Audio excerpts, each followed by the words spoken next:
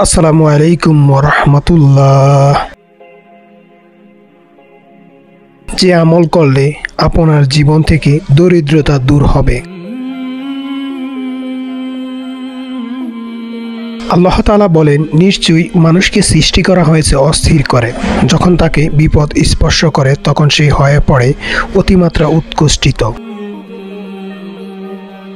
তাই আল্লাহর রহমত থেকে নিরাশ হওয়া যাবে না। সব অবস্থায় আল্লাহকে স্মরণ করতে হবে। আল্লাহর দয়া ও অনুগ্রহের চাদর সবসময় আমাদের আবৃত করে রাখেন।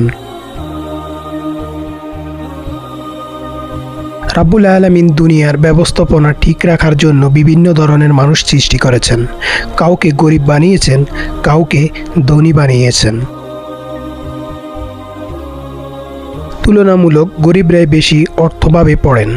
আমাদের পাড়া প্রতিবেশীদের মধ্যে এমন বহু অভাবী মানুষ রয়েছে যারা দীর্ঘদিন ধরে কঠিন রোগে ভুগছেন।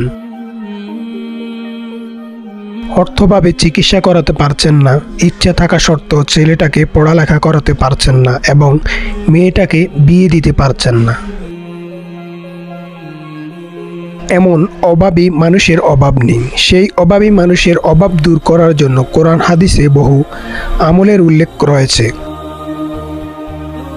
আবু হুরায়রা রাদিয়াল্লাহু থেকে বর্ণিত, তিনি বলেছেন, রাসূল সাল্লাল্লাহু আলাইহি সাল্লাম বলেছেন, যে ব্যক্তি বেশি বেশি এই দোয়াটি পাঠ করবে তার অভাব দূর হয়ে যাবে।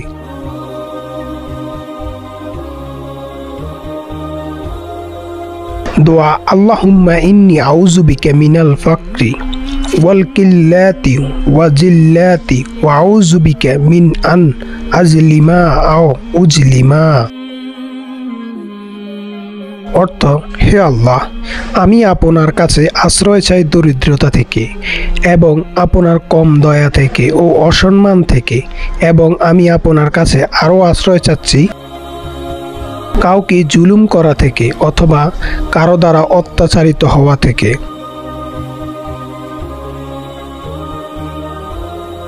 আল্লাহ তাআলা বলেন, আর যখন তোমাদের রব ঘোষণা দিলেন, যদি তোমরা শুকরিয়া আদায় করো তবে আমি অবশ্যই তোমাদের বাড়িয়ে দেব, আর যদি তোমরা অকৃতজ্ঞ হও নিশ্চয়ই আমার আযাব বড়ই কঠিন।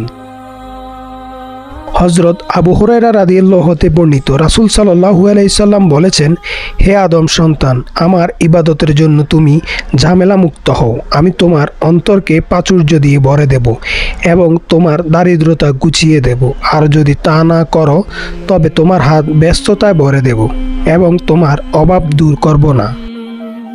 অভাব থেকে মুক্তির জন্য আল্লাহ তাআলা আমাদের দোয়া শিখিয়েছেন। সূরা মায়েদার 114 নম্বর আয়াতে, অর্থাৎ মারিয়ামের পুত্র ঈসা বলল, হে আল্লাহ, হে আমাদের রব, আসমান থেকে আমাদের প্রতি খাবারপূর্ণ দরখাস্তখান নাজিল করুন। এটি আমাদের জন্য ঈদ হবে, আমাদের পূর্ববর্তী ও পরবর্তীদের জন্য, আর আপনার পক্ষ থেকে এক নির্দেশনা হবে, আর আমাদের রিজিক দান করুন। আপনি শ্রেষ্ঠ রিজিক দাতা।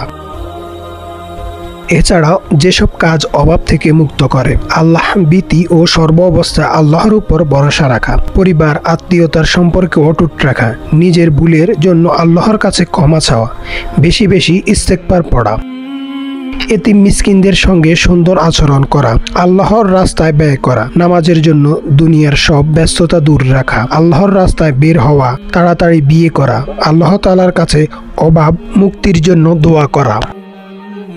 হযরত আব্দুল্লাহ ইবনে আব্বাস রাদিয়াল্লাহু বর্ণনা করেন, রাসূল সাল্লাল্লাহু আলাইহি ওয়াসাল্লাম বলেছেন, যে ব্যক্তি নিয়মিত ইস্তিগফার করবে, আস্তাগফিরুল্লাহ রাব্বি মিন কুল্লি জামবি ওয়া আতুবু ইলাইহি, আল্লাহ তাআলা তার সব সংকট থেকে উত্তরণের পথ বের করে দেবেন, সব দুশ্চিন্তা মিটিয়ে দেবেন এবং অকল্পনীয় উৎস থেকে তার রিজিকের সংস্থান করে দেবেন।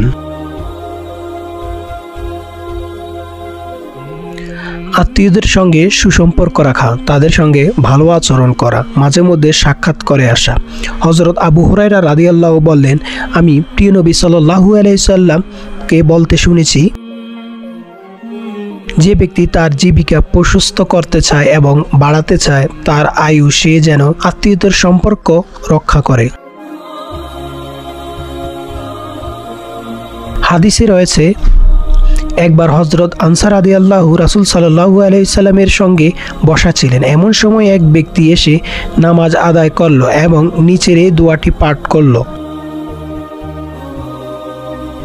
আল্লাহুম্মা ইন্নী আসআলুকা বিআন্না লাকাল হামদ লা ইলাহা ইল্লা আনতা মান্নান বাদিউস সামাওয়াতি ওয়াল আরদ ইয়া যাল জালালি ওয়াল ইকরাম ইয়া হাইয়ুম ইয়া কাইয়ুম।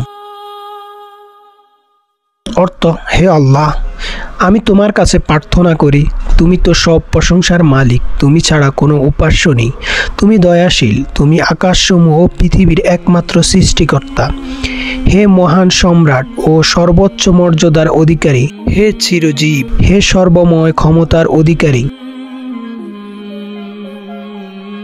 তখন নবীজি সাল্লাল্লাহু আলাইহি সাল্লাম বললেন, এই ব্যক্তি ইসমে আজম পড়ে দোয়া করেছেন। ইসমে আজম মহান আল্লাহর এক নাম, যে নামে ডাকলে মহান আল্লাহ সাড়া দেন এবং সে নামে তার কাছে চাওয়া হলে তিনি সব চাওয়া পূরণ করেন। আবু দাউদ। অর্থাৎ এই দোয়াটি হলো ইসমে আজম। দোয়াটি পাঠ করলে মহান আল্লাহ মুমিন বান্দার মনের সব ইচ্ছা পূরণ করবেন। আল্লাহ তাআলা আমাদের মনের সব ভালো ইচ্ছা পূরণ করুন।